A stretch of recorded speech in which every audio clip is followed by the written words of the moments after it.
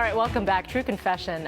We've got a nosy bunch here on the crew. Mike Eppel has a beautiful bookcase behind him. And before he sat in the shot, we all decided what we would choose from the Eppel library because there are a lot of different books out there.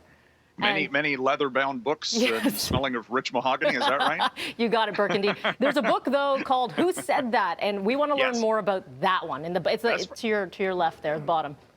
Who said that? Yeah, that's, to my...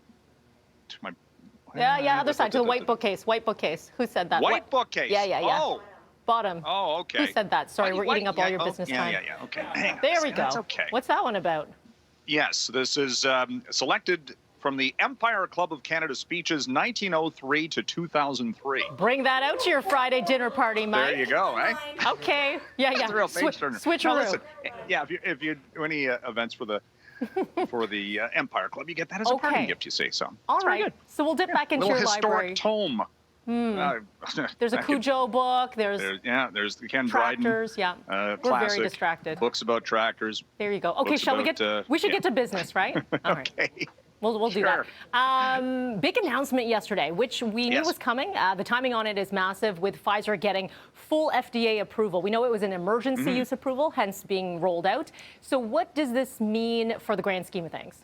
Well, it's going to allow more companies to say, okay, you want to come to work, get vaccinated, because this is a fully approved drug by the Food and Drug Administration. And, you look at the pushback is, it was approved too quickly. This has been the most studied new drug pretty much in the history of drugs, because every country in the world has efficacy results. Billions of dollars has been spent on this. Supercomputers have been involved, and it is safe and effective.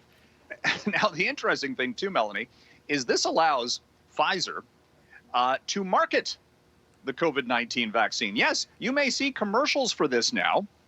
And I got to get the name right, because they actually have, how you see, more so in the United States, the 60-second commercials where you see the actual drug and people walking around hand in hand at the park or whatever. And then they have 30 seconds of consult your doctor. Yeah, side effects.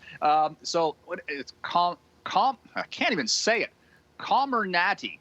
Comirnaty. I think it's Comirnaty.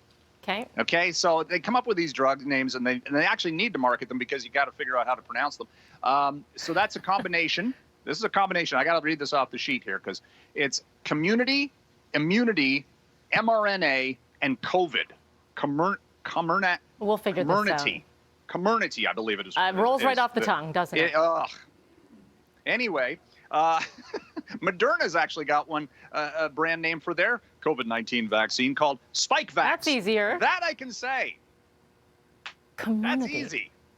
All right. Comirnaty. I'll still call it the Pfizer vaccine. Yeah, right. I think that's what it's going to be. And really, I mean, in the history of vaccines, you don't go and say, which flu vaccine am I getting this year? Comirnaty this time. It's flu vaccine. Or SpikeVax. How about you? What say you? This is a big announcement. I know you're big into theater, Mike. So Mirvish unveiling their lineup, but also what they're doing with vaccination protocol.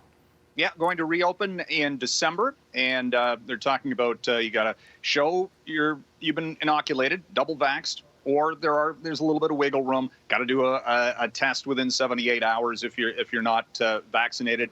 But look, this is huge news for the city's entertainment district. Let's face it, Melanie, this has been shut down. Mirvish has been shut down for 18 months. Think about all the jobs involved with that. And I was speaking to the company yesterday, and they said, look, we're opening to full capacity. That's what they're doing in the United States. It's what they're doing in the UK, where the theaters are already open. They have to open to full capacity, or else there's no money to be made. The shows run on pretty thin margins. So, Jesus Christ Superstar and Come From Away will be the first events in December, and then there's a big Harry Potter production. I don't see you as that guy. The Harry Potter guy. Yeah. Not so much. Maybe my kids. Okay. My kids would be interested in that. Come From Away is amazing. Look, it's a huge brand, and it's gonna be big show, really big show. Finally, I got 30 seconds for you, Mike, but we teased it to break about Samsung mass hiring here. Yeah, 40,000 people over the next 3 years. A $205 billion expenditure is Samsung's plans.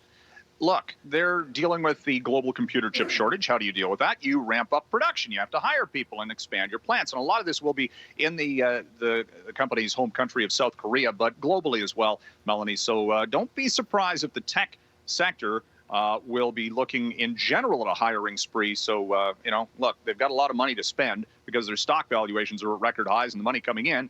Samsung, Apple, Microsoft. Microsoft hit a record yesterday. Again, the Office sales results have been very strong for Microsoft, and that's expected to continue. And it's just a trend. We've seen it for the past year and a half. The tech sector is booming.